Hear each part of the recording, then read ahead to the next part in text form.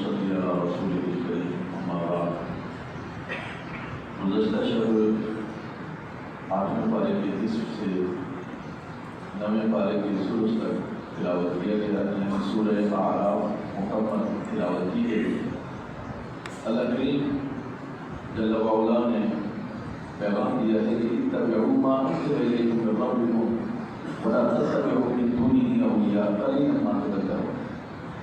فرمایا کہ تمہیں چاہیے کہ جو تمہارے رب کی طرف سے احکامات شریعت کی صورت میں تمہیں دیے گئے ہیں اس کی اتباع کرو، اس کی پیروی کرو، اور ولا تتبعوا من دونہ اولیاء۔ اس کے علاوہ جتنے تمہارے یار ہیں، دوست ہیں، یا تمہارے من گھڑت سرپرست ہیں، یا تم سمجھتے ہو کہ دنیا میں اس کے بغیر میں نہیں جی سکتا، ان کی بات نہیں مانتے۔ یعنی اللہ، اس کے رسول، قرآن اور سنت کے علاوہ کسی کی بات نہیں مانی۔ اب آپ اندازہ کر سکتے ہیں کہ رب العالمین چاہ رہے ہیں کہ قرآن کو اپنی ذات پر، اپنے معاشرے میں، سماج میں، اپنے ملک میں، ریاست میں، ہر طرح سے اس کو نافذ کیا جائے۔ اور رسول اللہ صلی اللہ علیہ وسلم کی جو اطاعت ہے وہ حدیث سے یوں ثابت ہے، ما آتاکم الرسول، آپ صلی اللہ علیہ وسلم نے فرمایا کہ انی اوتیت القرآن ومثلہ معہ، فرمایا کہ مجھے قرآن دیا گیا ہے اور اسی کے ساتھ اس طرح کی ایک اور چیز بھی دی گئی، اور وہ چیز کیا ہے؟ وہ رسول اللہ صلی اللہ علیہ وسلم کا فرمان ہے، آپ کا عمل ہے، اور آپ صلی اللہ علیہ وسلم کسی بات کو برقرار رکھنے کے لیے آپ کے اخلاق وغیرہ یہ اس میں شامل ہے۔ تو گویا ہمیں قرآن اور سنت کی اتباع کرنے کا پیغام دیا گیا ہے، اور کسی اور کی بات ماننے سے ہمیں روکا گیا ہے۔ وہ اور کیا ہے؟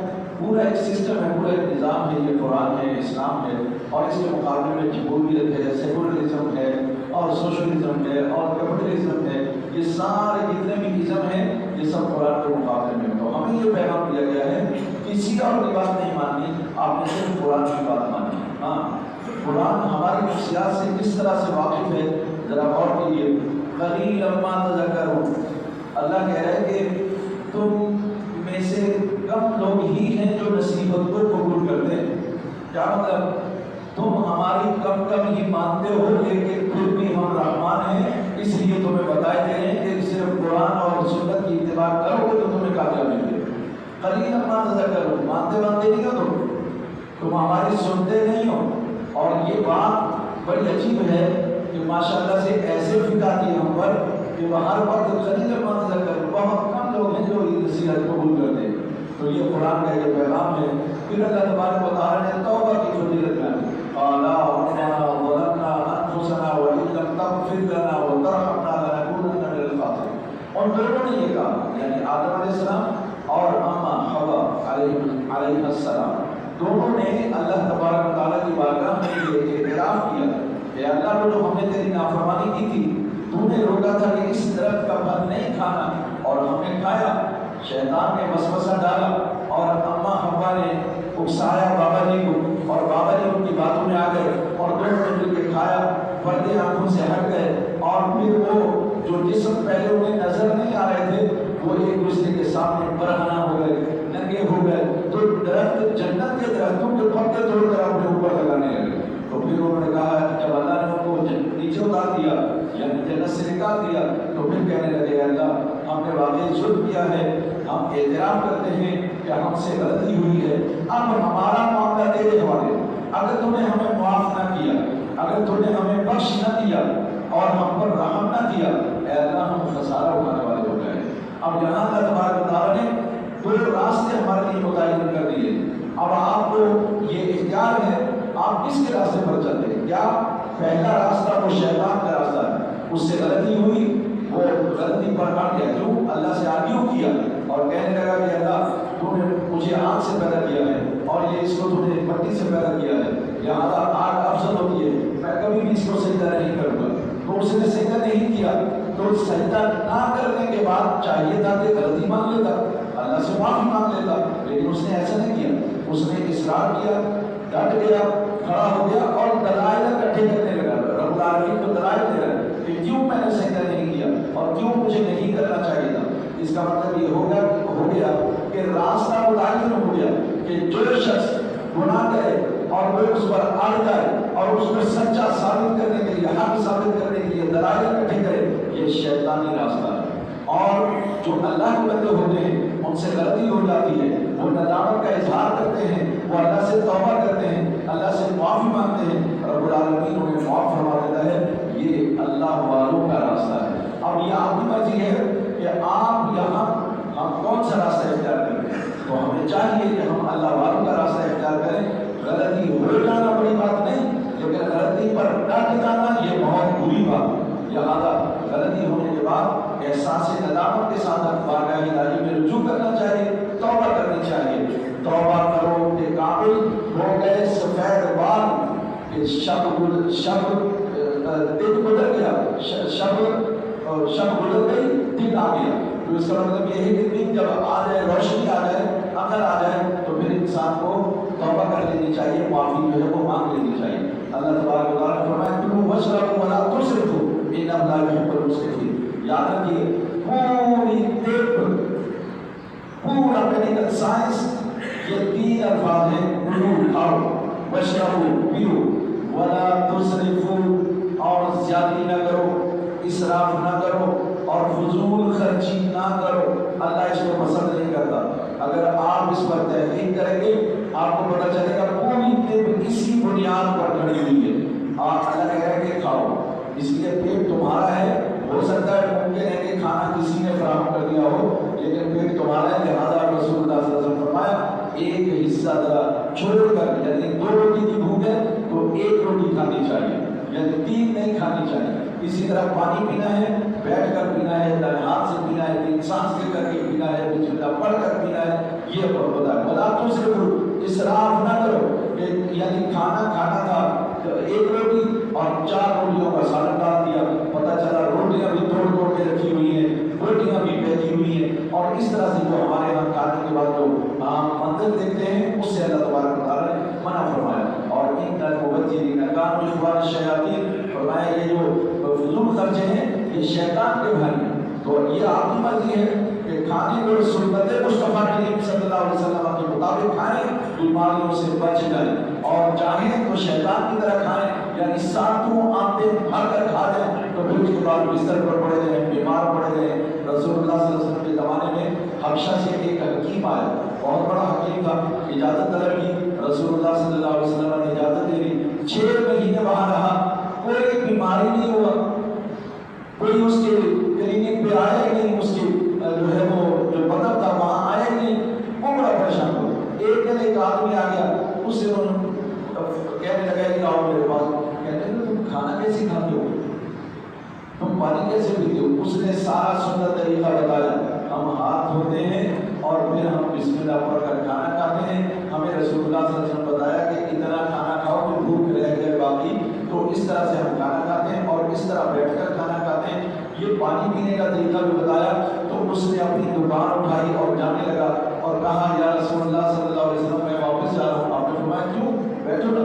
اس نے کہا یا رسول اللہ صلی اللہ علیہ وسلم جو تربیت آپ نے کر دی ہے اس کے بعد مجھے نہیں لگتا کہ کوئی شخص بیمار ہوگا، مجھے نہیں لگتا کوئی شخص بیمار ہوگا۔ جب بیمار ہی نہیں ہوگا تو میں کس کا علاج کروں گا، میری دکان کیسے چلے گی؟ تو بھائی یہاں تو وہ ہر وہ قانون بنایا جاتا ہے جس سے آپ کو بیمار کیا جائے، اور آپ یہ سمجھتے ہیں یہ ہماری صحت کے لیے ہے، یہ ہماری بہتری، کوئی آپ کی بہتری کے لیے نہیں ہے۔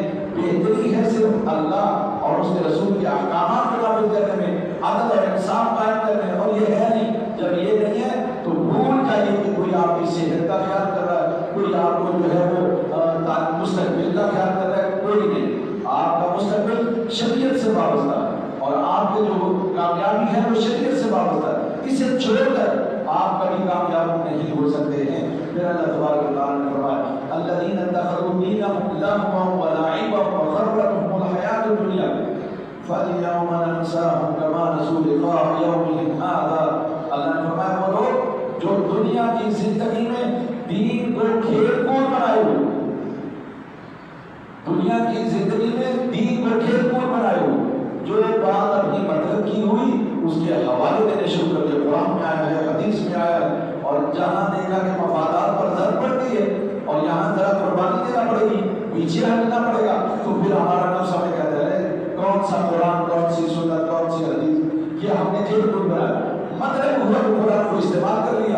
جب عوام کو بیوقوف بنانا ہوا تو پھر قرآن اور سنت اور حدیث اور اسلامی شریعت، اور جب جو ہے عوام کا یہ مفاد کر گیا تو پھر دوسری طرف جو ہے وہ ترقی، روشن ضمیری اور روشن خیالی، پھر یہ آپ کو ڈال دینا شروع کر دیے۔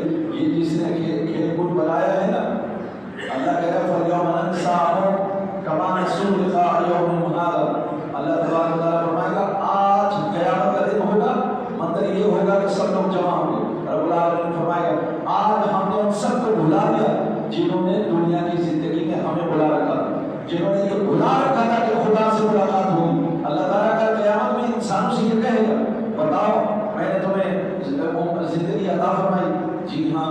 تمہیں میں نے گھر دیا، جی ہاں۔ میں نے کاروبار دیا، جی ہاں۔ میں نے تمہیں گھوڑے دیے، جی ہاں۔ سواریاں دی، جی ہاں۔ اچھا تو یہ جو مجھ سے آج ملاقات کر رہا ہے، اس ملاقات کو تو بھول گیا تھا جو مجھ سے ملاقات بھی کرنی اپنے رب سے؟ اس نے کہا جی ہاں میں بھول گیا تھا۔ فرمایا تو وہاں بھولا رہا، آج ہم تجھے بھلا دیں گے، تیرا کوئی نام نہیں ہے، کوئی حصہ نہیں تیرا جنت میں اور ہماری رحمت کے اندر۔ اور یاد رکھیے کل قیامت میں کیا ہوگا، وہ قرآن میں موجود ہے یہ بات۔ اللہ تبارک و تعالیٰ ان لوگوں کو اندھا کر دے گا، یوم القیامت اعمیٰ، قرآن کے الفاظ ہے جو لوگ اللہ کے ومن اعرض عن ذکری فإن له معیشة ضنکا ونحشره یوم القیامت اعمیٰ، جو ہمارا ذکر نہیں کرے گا، جو ہمیں بھول جائے گا اور جو کھیل کود میں مصروف رہے گا، فرمایا دنیا میں اس کی معیشت تنگ کر دے گی۔ تمہاری ہماری معیشت تنگ اس لیے ہے کہ ہم نے اللہ کے ذکر کو بھلا دیا۔ یار اللہ کے ذکر کی سب سے بڑی صورت جو ہے وہ نماز ہے، اور نماز ہم نے ترک کر دی تو اب رزق کس سے مانگ رہے ہو بھائی؟ جاؤ پھر لگے رہو، کوئی رزق نہیں ملے گا، تنگ کر دیا گیا تمہارا رزق اللہ کی طرف سے۔ مہنگائی کی چکی میں تمہیں پیس دیا گیا اور تم بھیک مانگ رہے ہو۔ کل ایک انفرادی طور پر ایک عام آدمی سے لے کر ہمارے حاکم ساری دنیا میں بھیک مانگتے پھر رہے، کیوں؟ تم نے اللہ کی یاد سے، اللہ کے ذکر سے اور اس کے احکامات سے، اس کی شریعت سے تم نے منہ پھیرا، اللہ رب العالمین تمہارا رزق بند کر دیا، نہیں کھلے گا جب تک کہ تم واپس نہیں ہوتے۔ اور سنو اللہ کہہ رہا ہے ونحشرہ یوم القیامت اعمیٰ، قیامت کے دن ہم انہیں اندھا کر دیں گے۔ اور وہ کیسے؟ اللہ تبارک و تعالیٰ قیامت کے دن سب کو دیدار کروائے گا، سب کو اپنا دیدار کروائے گا اور بے پردہ زیارت ہوگی، یہ خدا طاقت عطا فرمائے گا۔ لیکن کچھ لوگ ہوں گے انہیں اللہ نظر نہیں آئے گا، وہ کہیں گے اللہ سب لوگ تیری زیارت سے مشرف ہو رہے ہیں، ہمیں تو نظر نہیں آ رہا۔ تو وہاں اللہ تعالیٰ کہے گا تم دنیا میں اندھے بنے رہے، یہاں میں نے تمہیں اندھا کر دیا۔ اذانیں ہو رہی تھی، تمہیں دین کی طرف بلایا جا رہا تھا، تم دنیا بھر کر لٹریچر پڑھتے تھے، نہیں پڑھتے تھے تو قرآن نہیں پڑھتے تھے، نہیں پڑھتے تھے تو حدیث نہیں پڑھتے تھے، ہر چیز تمہیں سمجھنے کی، یہاں تک کہ AI سمجھ کر تمہیں بہت کچھ کرنے کا شوق تو تھا، لیکن تمہیں قرآن پر عمل کرنے کا شوق نہیں تھا، تمہیں دین پر چلنے کا شوق نہیں تھا، اس لیے تم وہاں غافل رہے، یہاں میں نے تمہیں غافل کر دیا ہے تاکہ تم میری زیارت نہ کر سکو، تمہیں میں نے محروم کر دیا۔ اسی طرح اللہ تبارک و تعالیٰ نے فرمایا وَلَا تَقْعُدُوا بِكُلِّ صِرَاطٍ تُوعِدُونَ وَتَصُدُّونَ عَنْ سَبِيلِ اللَّهِ، فرمایا کہ تم وَلَا تَقْعُدُوا بِكُلِّ صِرَاطٍ، راستوں میں مت بیٹھا کرو، راستوں میں مت بیٹھا کرو، کیا کرتے ہو؟ دیکھو وَلَا تَقْعُدُوا بِكُلِّ صِرَاطٍ تُوعِدُونَ، دھمکیاں دیتے ہو لوگوں، تُوعِدُونَ لوگوں کو آتے جاتے دھمکیاں دیتے ہو، انہیں گھورتے ہو اور ان کے مال اور ان کی عزت پر نگاہ ڈالتے ہو، انہیں ڈراتے دھمکاتے ہو تاکہ تم ان کا مال اور عزت اور سب کچھ تم لوٹ لو۔ تُوعِدُونَ وَلَا تَقْعُدُوا بِكُلِّ صِرَاطٍ تُوعِدُونَ وَتَصُدُّونَ عَنْ سَبِيلِ اللَّهِ، اور لوگوں کو اللہ کی راہ سے روکتے ہو، مسجد میں بھی آ رہے تو اس کو بھی گھور رہے ہو، اگر کوئی مارکیٹ جا رہے تو اس کو گھور رہے ہو، اگر کوئی گلی سے گزر رہا ہے تو اس کو گھور رہے ہو، اور دھمکیاں بھی دیتے ہو کہ تمہیں میں دیکھوں گا تمہیں ایسا کروں گا وغیرہ۔ وَلَا تَقْعُدُوا بِكُلِّ صِرَاطٍ تُوعِدُونَ وَتَصُدُّونَ عَنْ سَبِيلِ اللَّهِ، اللہ کی راہ سے لوگوں کو روکتے ہو۔ اصل میں یہ انبیاء جو جب لوگوں کو اللہ کی طرف بلاتے تھے تو وہاں بھی لوگ بیٹھ جاتے تھے، ان سے کہتے تھے کہ اللہ کے نبی نہیں ہے، اس کی بات مت مان، اور یہاں پر لوگ جو ہے مختلف طریقے سے دھمکیاں بھی دے رہے ہوتے ہیں، ڈرا رہے ہوتے ہیں۔ یاد رکھو میرے رسول صلی اللہ علیہ وسلم نے فرمایا جس کسی نے مومن کی طرف یوں اشارہ کیا اس کو ڈرانے اور دھمکانے کے لیے اللہ رب العالمین اس سے انتقام لے گا، اللہ سے پھر لڑنا، اللہ انتقام لے گا اس سے۔ فَانْتَقَمْنَا مِنَ الَّذِينَ أَجْرَمُوا، یہ جتنے مجرم ہیں اللہ نے کہا سب سے انتقام میں لوں گا۔ ہاں تمہارا کام ہے تم ذرا صبر کرو، انتظار کرو، دیکھو کب میرا ڈنڈا جو ہے وہ حرکت میں آتا ہے، ان سے میں بدلے لے لوں گا. تو اللہ تبارک و تعالیٰ نے راستوں پر بیٹھنے سے منع کیا کہ تم لوگوں کو دھمکیاں دو یا ان کو جو ہے پریشان کرو، ان کو اذیت پہنچاؤ، انہیں ٹیز کرو، ان کا نکلنا دو بھر کر دو، اور تم جو ہے اللہ کی راہ سے لوگوں کو روکنا چاہتے ہو. اللہ تبارک و تعالیٰ نے اس سے منع کیا. لہٰذا راستوں میں مت بیٹھا کرو، اپنے گھر میں بیٹھا کرو، لوگوں کو گھروں میں بٹھاؤ. تو یہ اللہ تبارک و تعالیٰ کا حکم اور فرمان.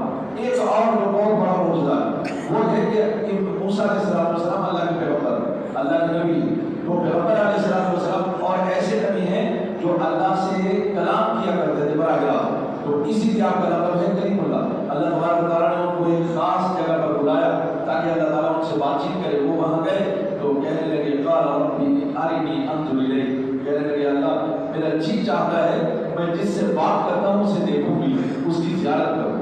تو اللہ تبارک و تعالیٰ نے فرمایا لن ترانی، موسیٰ آپ مجھے نہیں دیکھ سکتے ہو، آپ میں یہ صلاحیت نہیں، آپ میں یہ ہمت نہیں ہے کہ مجھے آپ دیکھ سکو. انہوں نے اصرار کیا اللہ میں ایک کلام کرتا ہوں، میں کھو جاتا ہوں تیرے کلام کی لذت میں، چاشنی میں. اللہ میں چاہتا ہوں تیرا ذرا زیارت بھی کر لوں، میں تجھے دیکھ بھی لوں. تو اللہ تبارک و تعالیٰ نے فرمایا اچھا پھر ایک کام کرو، سنو. اللہ نے کہا ٹکٹکی باندھ کر اس پہاڑ کو دیکھو، ٹکٹکی باندھ کر اس پہاڑ کو دیکھو، میں تجلی ڈالوں گا. اگر یہ پہاڑ برداشت کر گیا میری تجلی کو تو پھر تو بھی ذرا دوبارہ آزما لینا، کہہ لینا، پھر دیکھیں گے. اور ہوا کیا؟ فلما تجلی ربہ للجبل، جب اللہ تبارک و تعالیٰ نے تجلی ڈالی پہاڑ پر، تک کا پہاڑ جو ہے وہ پھٹ گیا. پہاڑ اللہ کی تجلی کا بوجھ برداشت نہیں کر سکا اور وہ پھٹ گیا، ریزہ ریزہ ہو گیا. اور موسیٰ یہ سارا منظر دیکھا، وَخَرَّ مُوسَىٰ صَعِقًا، موسیٰ بے ہوش ہو کر گر گئے.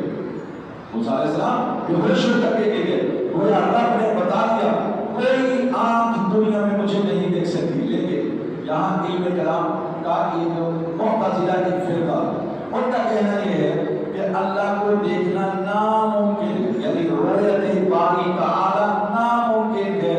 یہ ان کا عقیدہ ہے، لیکن یہ اہل سنت کے عقیدے کے خلاف ہے. اہل سنت کا عقیدہ یہ ہے کہ رؤیت باری تعالی ممکن ہے، لیکن چشم بازار چاہیے. رؤیت باری یہ اس فقیر کی ہی نام کا شعر ہے. رؤیت باری ممکن تو ہے لیکن اس کے لیے چشم بازار چاہیے.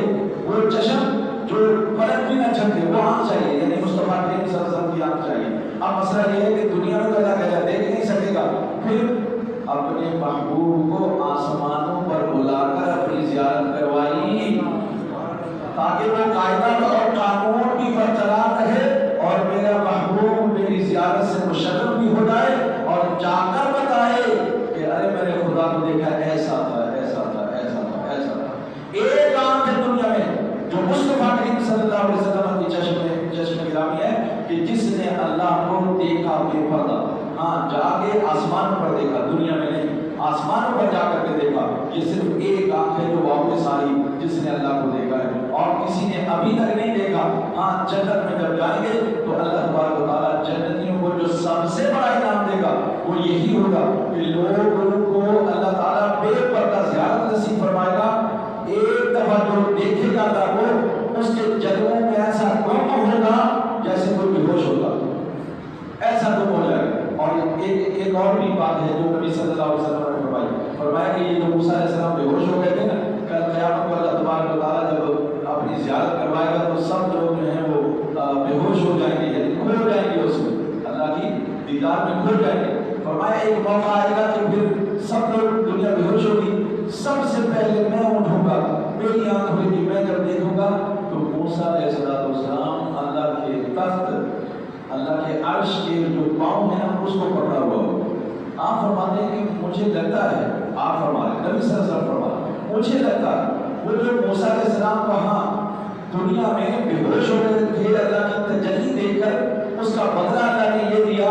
ساری دنیا اللہ کی تجلی میں کھڑی ہوئی بے ہوش ہے اور موسیٰ جو ہے وہ عرش کا پایا پکڑ کے کھڑے ہوئے، یعنی اب اللہ نے ان کو بے ہوش نہیں کیا. تو اس کا مطلب یہ ہے، ہم یہ کہتے ہیں، ہمارا عقیدہ یہ ہے کہ اللہ کی دیدار جو ہے وہ ممکن ہے. ہاں دنیا میں ممکن نہیں، نہ کسی نے دیکھا ہے. ہاں آخرت میں یہ تو احادیث سے ثابت ہے کہ اللہ تبارک و تعالیٰ اپنی جو ہے وہ رویت کروائے گا۔ پھر اللہ تبارک و تعالیٰ نے فرمایا وَلَوْ شِئْنَا لَرَفَعْنَاهُ بِهَا وَلَكِنَّهُ أَخْلَدَ إِلَى الْأَرْضِ۔ اللہ تبارک و تعالیٰ کہتے ہیں اگر ہم چاہتے ہیں ان کو ہم اپنی شریعت اور اپنے دین کی وجہ سے ہم ان کے مرتبے بلند کر دیں، اگر ہم چاہتے ہیں تو ان کے مرتبے ہم بلند کر دیں، لیکن یہ وہ ہیں کہ جن کے دلوں میں دنیا گھس گئی، ان کو دنیا سے پیار ہو گیا ہے، فَمَثَلُهُ كَمَثَلِ الْكَلْبِ، اب ان کی حیثیت کتے کی طرح ہو گئی ہے۔ یا ان تحرص علیہ، اگر ان کو دنیا ملتی رہے تو تب بھی یہ ہانپتے کانپتے رہتے ہیں، یہ بھی مل جائے، یہ بھی مل جائے، یہ مجھے مل جائے، یہ چھینو، اور اگر نہ ملے وَإِن تَطْلُبُهُ يَذْهَبْ، اگر ان کو ہم ویسے چھوڑ دیں کہ ہاتھ پر یعنی دنیا نہ دیں، دنیا دے دیں، تب بھی ان کی زبان باہر نکلی ہوئی ہے لالچ ہرس، اور اگر ان کو نہ دیں تو پھر تو اور زیادہ لمبی زبان نکلی ہوئی ہے اور لالچ کی وجہ سے جو ہے دھوپ بہ رہی ہے ان کی۔ فرمایا کہ حالت یہ ہو گئی، ہاں اگر یہ شریعت پر عمل پیرا ہو تو ہم ان کو انسان بنا سکتے ہیں، ان کو مقام اور مرتبہ دے سکتے ہیں، ہم ان کو غلبہ عطا کر سکتے ہیں، ترقی دنیا میں ان کی دھاک بیٹھ سکتی ہے۔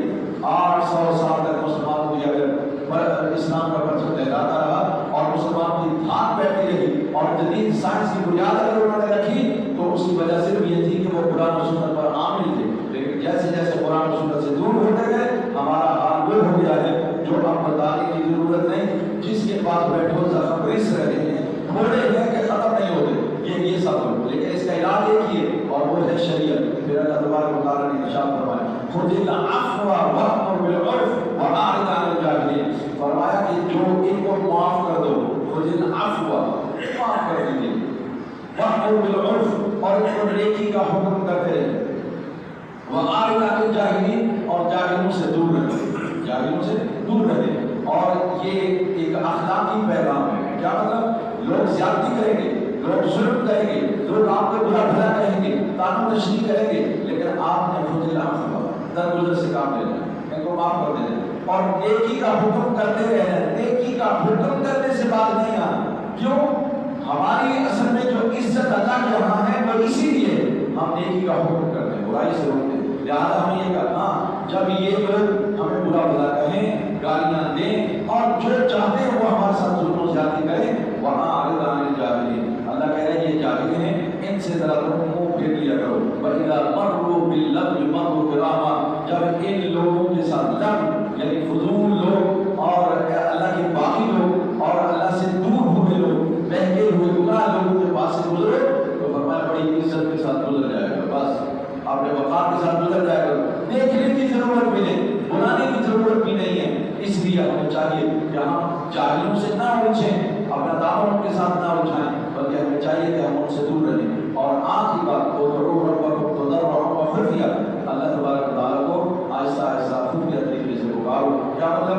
نبی صلی اللہ علیہ وسلم نے فرمایا اپنے نفس پر نرمی کرو، جس رب کو تم پکار رہے ہو نہ وہ بہرا ہے اور نہ ہی وہ جو ہے وہ کوئی بھوکا ہے، وہ تمہاری بات سنتا بھی ہے، تمہیں جواب بھی دیتا، اور قرآن میں یہ بات موجود ہے۔ لہٰذا ہمیں چاہیے کہ ہم اللہ